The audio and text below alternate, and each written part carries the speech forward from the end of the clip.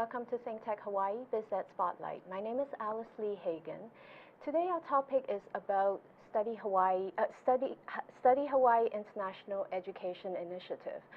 Our state is very well known for being this tourist destination, but something that may be of lesser known, and it's an initiative among a lot of the public and private education institutions here, has to do with attracting international students to our state. Today with me, I have two guests. Our first guest is from the Hawaii Community College from the Big Island, Sherri Fujita. And our second guest is Joe Weaver here with me at the studio. Sherri and Joe actually both of them have about 25 years in international education. Sherri got her 2 master's degree from the UK. She is currently the assessment coordinator from the Hawaii Community College. She also serves on the University of Hawaii Community College's International Education Committee. Joe is currently the director of Hawaii English Language Program, or HELP, at the University of Hawaii at Manoa. He was actually born and grew up in Congo in Central Africa. He's also the founder and leader in the Study Hawaii Education Consortium. Welcome to you both, Sherri and Joe. Now, Sherri, maybe I can start with you since you are the current president of the Study Hawaii Education Consortium. Tell us what this whole initiative is about. Sherri, would you like to share with us what this whole, can you give us an overview of what Study Hawaii is? Yes, Study Hawaii Educational Consortium is a group of accredited Hawaii schools. Our membership fluctuates between maybe 16 and 18 members at any given time, made up of anything from K through 12, UH system institutions and departments, and also private universities and private English language training schools.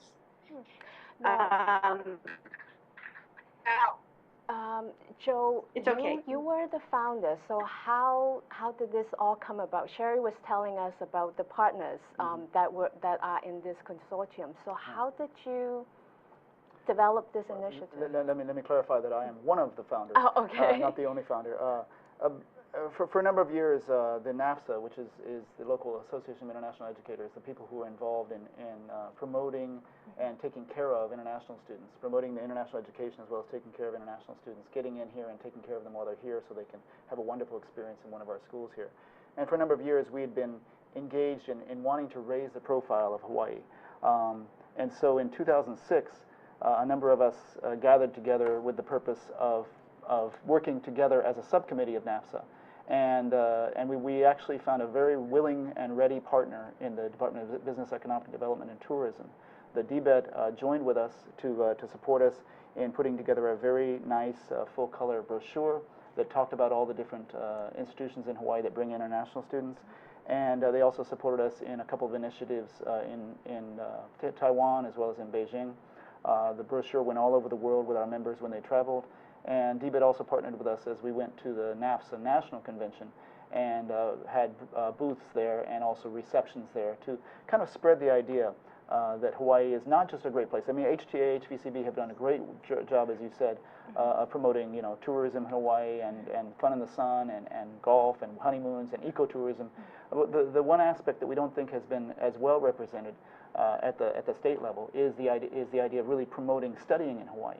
It's not just a beautiful place, it's not a wonderful place to visit and have a vacation, but it's a great place to get an education. And as Sherri said before, our membership is K-12, private ESL schools, community colleges, private colleges and universities, as well as the UH, the 3 UH system universities. Now, Joe, you were mentioning that to raise the profile of Hawaii as destination for education, whether it be K through 12 or higher education. So give us an idea of what it has been for international students to come here to study. Well, Hawaii, of course, has hundreds of years of experience of welcoming visitors to the islands, and so we also have a proud history of being a welcoming place. The Aloha spirit is a very significant part of that. what we want to do is really get the word out there that since you're coming here anyway for an experience of the Aloha spirit, experience of the beauty of these islands, why not also put in your calculation the idea that whether it's a K-12 experience, whether you want your students to come, your children to come here and have a pre-collegiate experience, or whether you want to improve your language skills and just come for a language program, or if you want to come and get a degree. What better place than in Hawaii? And because Hawaii is a natural living laboratory for a lot of areas of research, we have outstanding institutions that serve all levels and all degree fields here in Hawaii. Let me ask Sherri to make a comment then. Sherri, Joe was telling us early on that we've always attracted students, international students to Hawaii, and I would presume from a layperson's perspective that a lot of them would come to Oahu. What is it like on the neighbor islands, and especially since you're also on the Big Island, and Joe mentioned that people come here for the natural beauty and a lot of advantages, but what about for the neighbor islands, for Big Island in particular? Hawaii is a hard sell as a concept anyway, and getting students to consider studying on Oahu is hard enough. But to get them to make that one extra step to a neighbor island is even more challenging. For Hilo, what we've tried to do is develop what makes us unique and sets us apart from the other islands, and I believe they do the same on Maui and Kauai. But for us, hula is very much a distinguishing point, and we, just by doing almost nothing, we can get international students who are interested in studying Hawaiian lifestyles or to study hula. So who are your target, I guess, who are the specific group of international students who would come then to Hilo to do that? Almost exclusively Japanese. We get a lot of Japanese students, and of the non-Japanese international students that we attract, usually they're here because they have a relative or some kind of personal or tie with the island. So what we are trying to do is break away from that stereotype and to have international students recognize that there's more here than, I mean, the hula is considerably impressive, and I really strongly recommend it as a place to study. But we have other courses of study here. Like Joel said, we have a natural laboratory here. We have Mauna Kea with the telescopes. We have volcanoes very much active. You know, for people who want to study the natural environment, marine biology and oceanography, this is a natural place to come and study. And of course, astronomy as well, right? Absolutely, yes. Now, turning back to Joe, I guess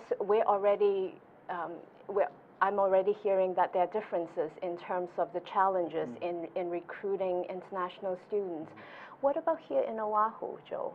Well, I think that what Sherri said already is obviously true, and this is one of the initiatives, I mean, one of the reasons why Study Hawaii exists is to get over the perception that Hawaii is just fun in the sun.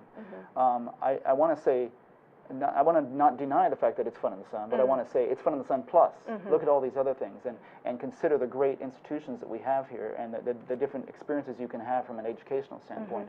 I think that, you know, getting over the first barrier is the biggest one, is having parents think, oh, I'm going to send my son or daughter to study in Hawaii, and what if they're going to spend all time on the beach? And talking to them about how the high quality programs, and Sherri mentioned some of the ones that are available on the Big Island.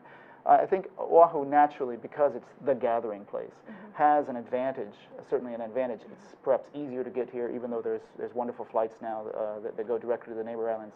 And so we want to not leave our neighbor island peers out of the equation as we're trying to promote the entire island, and that's why we have Maui Community College, that's why we have Kauai Community College, we have the Big Island Hawaii Community College as well as UH Hilo as part of our, and also the Hawaii Preparatory Academy on the Big Island.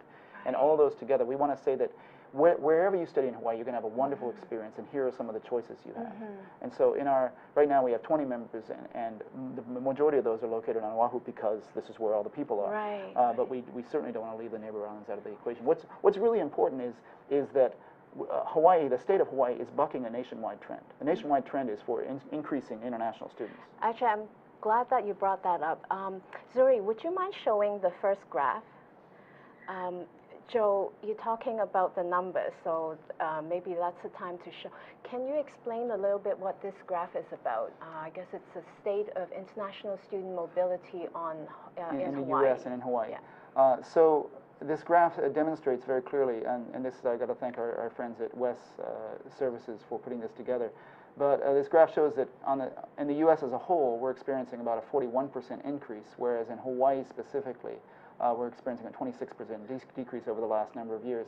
Now, there's a lot of reasons for the decrease, and we can talk about those a little bit. But the fact of the matter is, everywhere else in the U.S., pretty much every state that you look at is experiencing a growth, and they're being aggressive in pursuing these other sources of students. And so what we want to do is learn from them and also craft a message and craft an approach to these other markets that can bring the similar increase to ours rather than the regrettable decrease.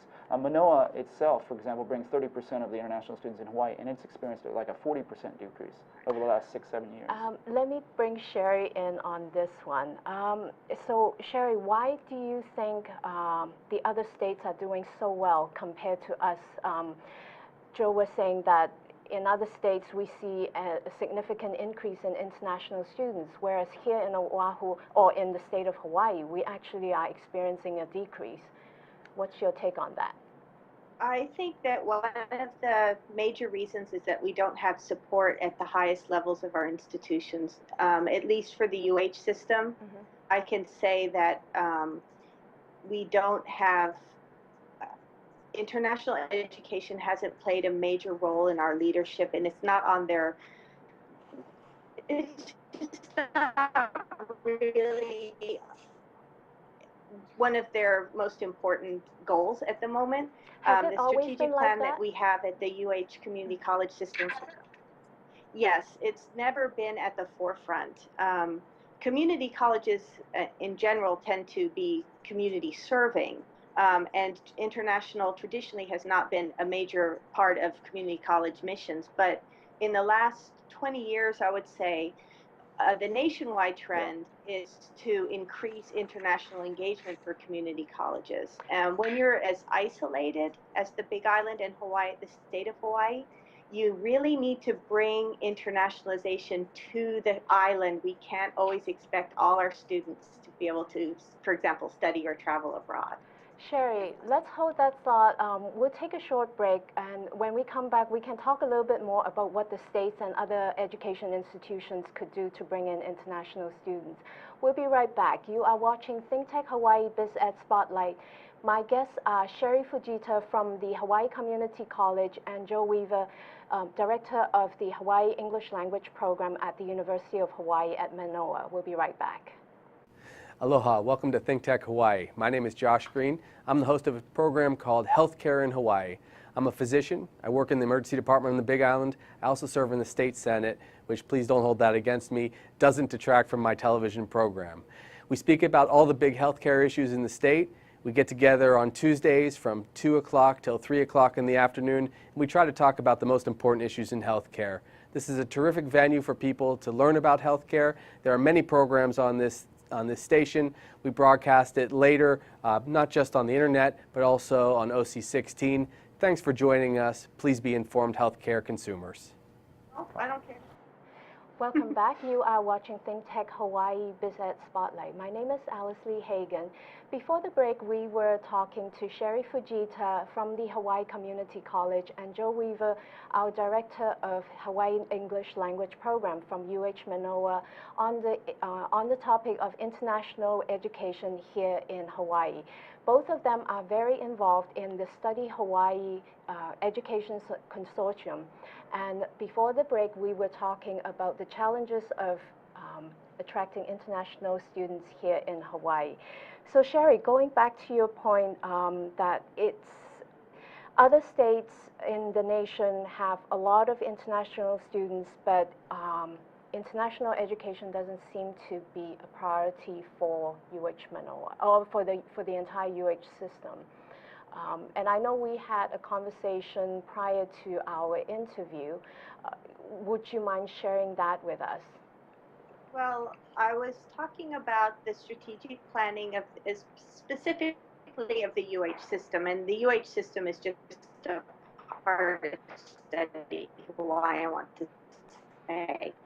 But I was a little bit concerned to find out that the current strategic plan ends in 2015, and at the moment we have one data point that is used to measure international engagement, and that is to measure how many international students come to our institutions to study. And that data point is set at a 3% increase per year. And so as long as you have a data point in the strategic plan, that drives decision making, that ranges from initiatives, budgets, every resource allocation is all dependent on what's in the strategic plan. Okay. So at the moment we have that one element, but the new strategic plan, which is being developed for 2015-2020, has no direct international engagement data points in it, and the one that we did have has been dropped. Now, yeah. That is very disappointing to hear, and I know that we already started talking about the challenges. So why are they deciding to drop this data point completely? I can't really answer. I have to admit I'm a little disappointed that our international committee at the system level was, at least the UH Community Colleges system level, was not consulted. I understand that Joel can probably explain this better.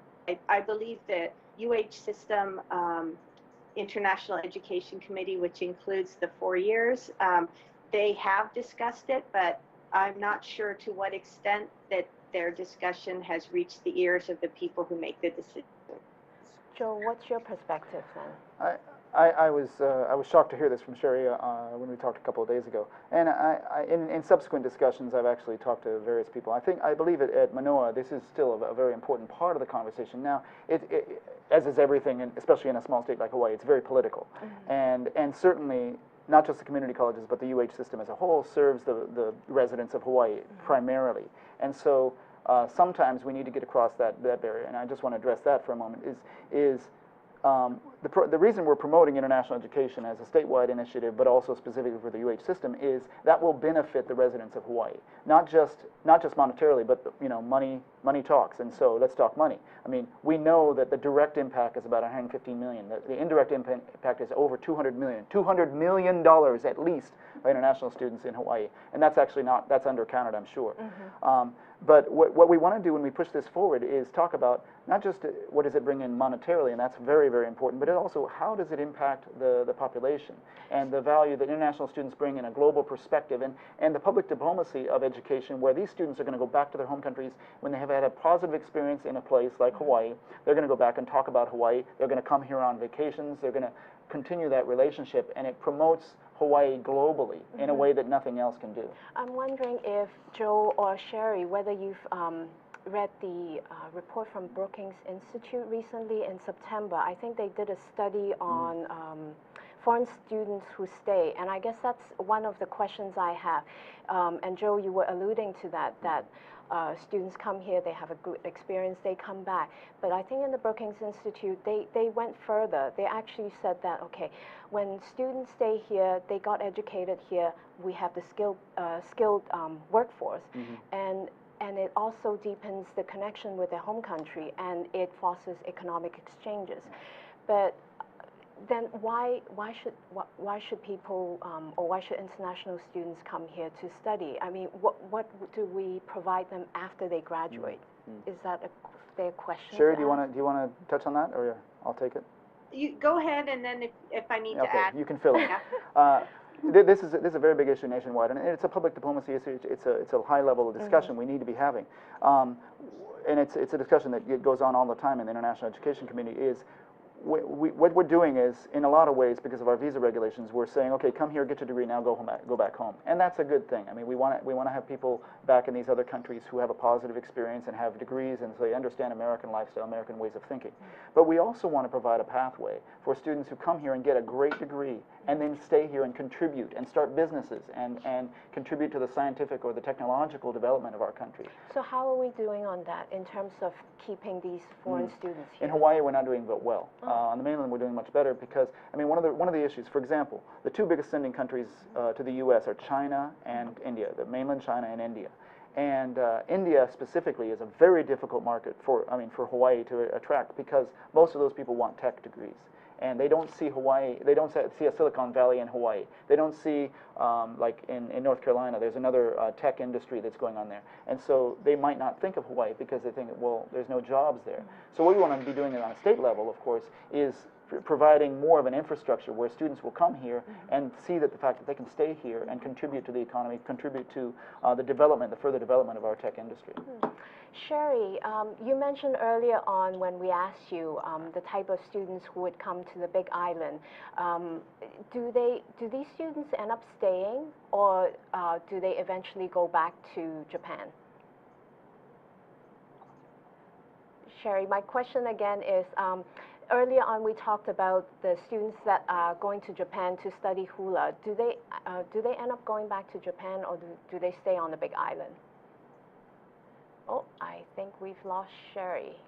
Okay, maybe our producer will try to figure out a way to get her back. But yeah, Joe, what's your perspective? What is it like on the neighbor islands? I believe it's part of the nature of the neighbor islands. I mean, Oahu, I was speaking about Oahu earlier, about keeping people here. It's even, I think, harder on the neighbor islands because there aren't jobs, there aren't positions they can move into. Now, some of them aren't intending. Some of them are intending to get a degree or get some training and then go back and carry on their lives. But for those who want to, I think we need to be making a greater push towards establishing some kind of a linkage where they will want to and they'll have a place that they can move into. On the Big Island, if they were, because they have the living laboratory of the volcanoes and the astronomy and things of that nature, if there were more opportunities for people to stay and continue to contribute in that way, I think it would be a wonderful thing for the state as a whole. Okay. Sherri, sorry we lost you for a little bit, but we were asking earlier on that a lot of these students, international students who graduate, they end up staying in the metro areas that they studied. So I presume that on the Big Island it would be more difficult. And earlier on you said most of the students who come over would be Japanese who study hula. So do you have students who end up staying there and I guess establishing roots? It does happen. I don't know if Joel touched on the employment factors that are related to F1 visa holders, but we have had students on OPT, the optional practical training, finding work locally, and we also have a lot of students who get married and stay here and put on roots. That's now, I know that we talked about Japanese going to the neighbor islands, to Big Island. Oh, okay, Sherri, you're even have fading in and out. students who get H-1B visas. Oh, I'm sorry. So I guess to answer your question, there are opportunities here, but I think the real value of having an increase in international students to the neighbor islands specifically is not necessarily for them to find jobs here permanently. It is to increase opportunities for the local population to globalize their own outlook and entrepreneurial skills. Yeah. Do you feel that residents on the Big Island and even the other islands, that they are very receptive to international students? And I guess the second question for Joe would be, is there a difference between the neighbor islands and Oahu? Sherri?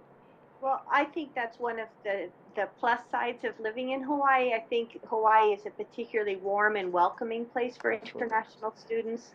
Because of the diversity, international students already don't feel like they stand out in a way like if they had landed in the middle of the Midwest, where I'm from, for example. People feel at home right away, and people can feel as if they belong to the community right away.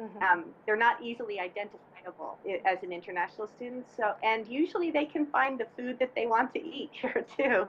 Yeah, that's really important. Yeah. So it is important. Now, Joe, you mentioned that earlier on. It's hard to get Indian students over here, but I think reading one of the reports that you sent me, India produces a lot of international students to the US, I presume to Europe as well. So what are the markets, what are the specific groups of international students that we're trying to attract? Well, let me speak just broadly about the U.S. as a whole. And people need to understand that the numbers are amazing. The Department of Commercial Services keeps numbers on international education. They're talking $24 billion to the U.S. economy a year, which is not spare change. And as I said, in Hawaii, it's 115 million direct, but we know it's probably closer to over 200 million for indirect. And so what we need to be doing is establishing relationships with specific countries and specific areas that are natural fit for Hawaii. And I think that what we're looking at as Study Hawaii is not just generally getting the word out there that Hawaii is a great place to study, but really specifically targeting. And for example, later on we can talk a little bit more about the Study Hawaii and DBED collaboration to do this education mission to Taipei and Beijing. We are actually not getting the number of mainland Chinese students that we probably could. And I think it's because the perception that Hawaii is not a serious study destination. They want to go to Stanford or Berkeley, or they want to go to the East Coast and go to Princeton and MIT and those places. Yeah. And so raising the awareness that there are wonderful places in Hawaii to study. Even if you come here for an undergraduate degree and continue on for a graduate degree onto the mainland, they would have a wonderful experience here because of the reasons that Sherri said about the natural fit for especially Asian students in Hawaii. Many people look like them. It's easy to get the kind of food. There's grocery stores that sell food from home, that sort of thing. It may not be as good as home. They always think that, but culturally it's an easy mix. So primarily we're looking at the Pacific Basin, Southeast Asia as well. Manoa is looking at places like Vietnam, reaching out to Myanmar. I mean, Manoa gets a steady stream of students from Korea, Japan, China, but now we're looking to spread that out to other locations as well. So how is our effort compared to the other states? Because I looked at some of the states. Maybe Sherri or Joe, you can talk about this. Which is the state or the top 3 states that are attracting the most foreign or international students, and how do they do that? Has to be New York, California, and Texas. Okay. And primarily, for example, USC is the #1 enroller of international students in the nation, University of Southern California. They do it USC in a very business-like fashion. They target specific things and they make it easy for students to get access to their centers overseas, as well as making it a very welcoming environment once they get there. Joe, you mentioned they make it easy, so hold that thought. We're coming to our second break. Okay. So when we come back, tell us what it means by making it easy and what other things that perhaps the state and the public education, the higher education institutions could do. We are going on our second break. My guests here are Sherri Fujita from the Hawaii Community College and Joe Weaver from the University of Hawaii at Manoa. My guests have been talking about the international education effort here in the state. We'll be right back. I'm Jay Fidel. That's Sharon Moriwaki of the Hawaii Energy Policy Forum. And every Wednesday we have Hawaii, the State of Clean Energy. We've been doing it for some time now, and we have some fantastic guests on there, unbelievable guests who give us insight into what is going on in a very complex, sometimes very confusing, sometimes very disappointing area of progress in the state. So we love doing this. We love meeting them. We love talking to them. We love having their ideas out on the table. So maybe, just maybe, we can all make some sense of what's going on. Sharon, what do you think? I think that's absolutely correct. We enjoy ourselves meeting with all these people and hearing about the energy and the state of clean energy, and hopefully we advance clean energy for the state. So it's terrific. Join us. Okay, it's every Wednesday. Okay, Wednesday is Energy Day. Every Wednesday, 4 to 5 p.m. Hawaii, the State of Clean Energy, here on ThinkTech Hawaii. We'll see you there. You're watching ThinkTech Hawaii Business Spotlight. If you're just joining us, my guests are Sherri Fujita from the Hawaii Community College and Joe Weaver from the University of Hawaii at Manoa. They are heavily involved in the Study Hawaii Education Consortium, where their objective is to bring in international students to our state. Now, Joe, we were talking about why USC or University of Southern California is making it easy for international students to go to California. What can we do? You know, a lot of institutions around the nation are looking to some of these big name universities that are doing a great job. I think a couple things they're doing. First of all, they're aggressively marketing in specific markets which send a lot of students. When you say aggressively marketing, I know you're working with DBED. I presume all the other states have government backing to get them to go out and do recruiting? Well, I believe now there's 41 or 42 state consortia. Some of them are actually run by the government, by the state government themselves. Many of them are private. Some of them are like we have kind of a public-private collaboration. And so every state is realizing, and study consortia are realizing that there's more bang for the buck if you get together with others. And so the state of California, for example, actually has 2 consortia that work to promote the state. New York has a very effective one. North Carolina has a good one. Missouri and Georgia both have good ones. I think some of the lessons from some of those states is not just doing it as a consortia. And Hawaii is a unique situation. All the other consortia that I'm aware of are higher education focused. And because of our small size, because we're such an ohana in the islands, we actually have K-12, we have private language schools, and, plus all the tertiary institutions. And so it's a little bit of a unique situation. But what they're doing is they're reaching out to these targeted things in their own language. They have websites that are you know, in those languages, for example, in India or in mainland China, that send a lot of students. They have representatives. Many of them actually have representatives in country, where they're setting up a storefront in country, or even setting up an institutional outlet in country. Specifically for for higher education. For higher education. Wow. And so those kind of endeavors, of course, are going to be effective at getting the word out there, and that's why everybody knows about them. Many times when I travel, people are going, Hawaii, and they have a positive impression of Hawaii, but thinking about studying in Hawaii is not even on their radar. Okay. Now, I know we've done a great job in trying to get people to come here to spend their vacation, but I think there are a lot of things that we could do, and I know earlier on you mentioned about this trade mission. Sherri, would you like to talk to us, share with us some of the objectives of this upcoming trade mission? The trade mission is designed to gain visibility for Study Hawaii in Taiwan and in the Beijing area.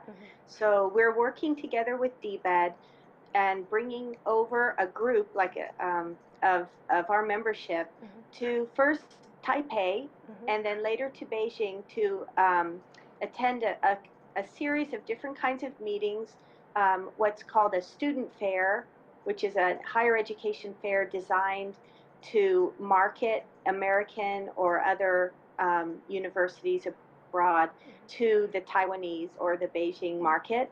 So we would have a booth, and then students and their parents can walk around and get information about the different schools and make decisions about their education for their children. And we'll also be meeting agents,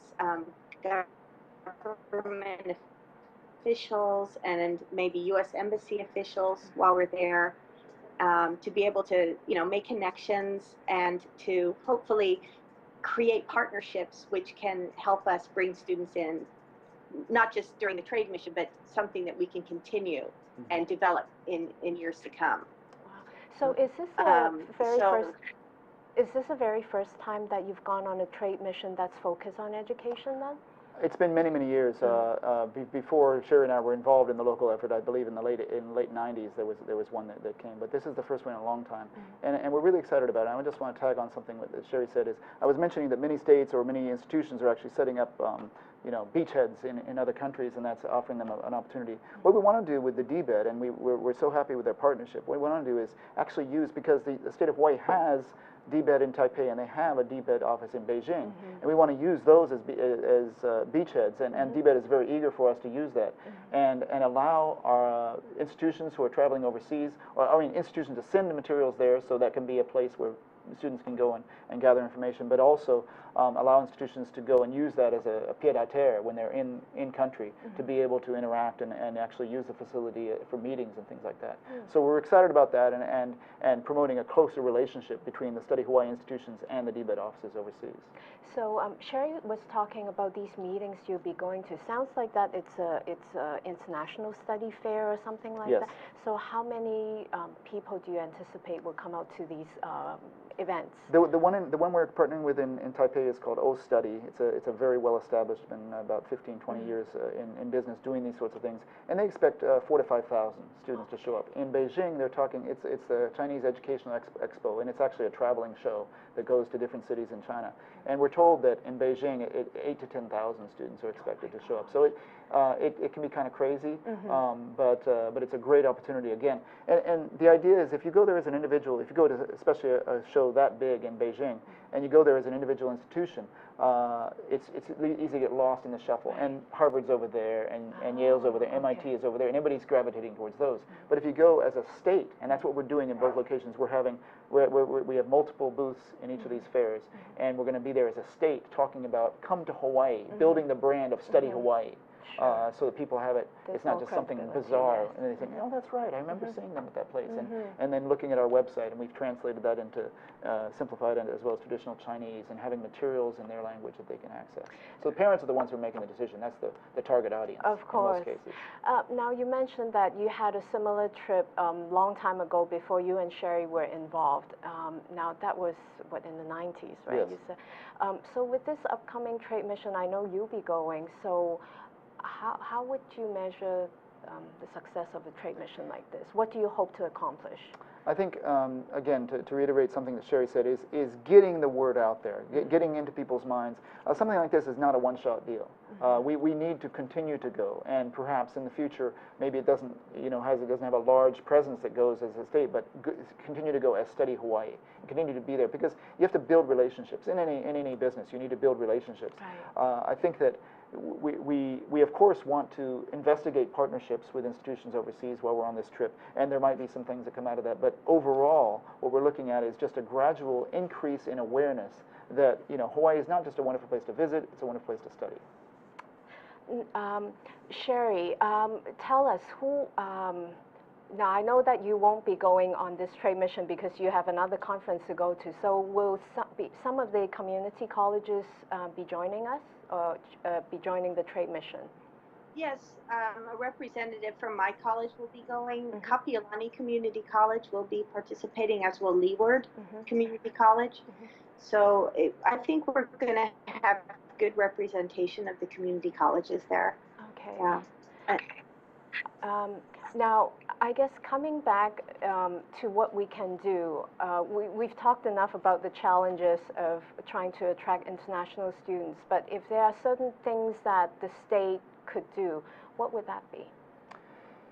I think the first thing that comes to mind is DBED has been doing this out of their spare change, basically. They've been supporting us out of spare change. And last year we went to the legislature and we asked, along with DBED, we asked, could you include this in the mandate of DBED, the Department of Business, Economic Development, Tourism, and Education, right. Promotion, add another E on the end or something like that. I think that's one thing. I mean, it's clear, and we have the stats to show that $1 invested in international education brings it more than $2 back in terms of the revenue to Hawaii. So if DBED is charged with increasing revenue streams in Hawaii, this is a clear way that the state can get behind it. And so that's good. That's money well spent. And we're not talking a huge amount of money. The DBED's request last year was $150,000, which is not a lot of money in the grand context, and that's bringing back over $300,000. And Joe, you're making an excellent business case on that. Sherri, what about from the neighbor islands? Because it's a little bit even more challenging. So what are some of the things that community colleges could do, even though you said that it's not on their radar screen or the data point is not there anymore? So if there's something that you could ask them to do, what would that be? Yeah, it would be, since the strategic plan has not been finalized, that it's not too late to add those data points. So that's my hope, that the door hasn't closed yet. I hope for that decision making. But at the individual campus level, not just for community colleges, but for all of the higher education institutions and in our state, international education needs to be a priority. We are not doing our citizens any favors by isolating them even further and insulating them for the rest of the world.